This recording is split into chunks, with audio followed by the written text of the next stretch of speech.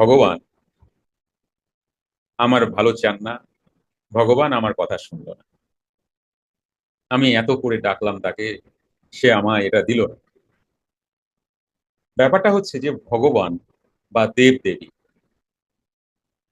এইবার এটা যদি বলি তোমাদের মনে হয়তো একটা প্রশ্ন আসবে, আমরা তো ভগবানকে ডাকিনি, আমরা মা দুর্গাকে ডেকেছি, মা কালীকে ডেকেছি, বা আরো অনেক যারা যেই দেব দেবীকে ডাকেন আর কি।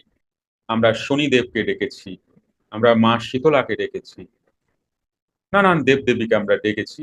তারা তো আমার এই দিকটা দেখলেন না,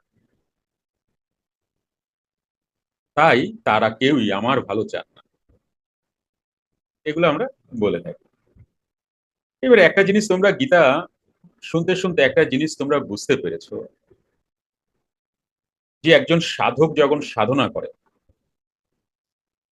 সাধনা করে করে করে করে তিনি যখন ইরা পিঙ্গলার অতীতে চলে যান, অতীতে চলে গিয়ে যখন সুষুম্নারও অতীতে চলে যান, তখন তিনি কূটস্থে অধিষ্ঠান করেন।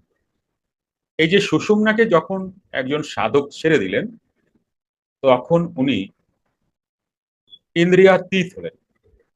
ইন্দ্রিয়াতীত মানে তার আর মন নেই। এবার মন যখন থাকলো, তখন ভালো খারাপ রইলো। মন যখন নেই, তখন তো আর এই বিচার কেউ করবেন না, তাই না? তাহলে এটা একটা সাধকের অবস্থার কথা তোমাদের বললাম। আর দেব দেবী তো এরও ঊর্ধ্বে বিরাজ করছেন, কূটস্থরও ঊর্ধ্বে, মানে তিনি ইন্দ্রিয়াতীত তো বটেই, সাথে ত্রিগুণাতীত।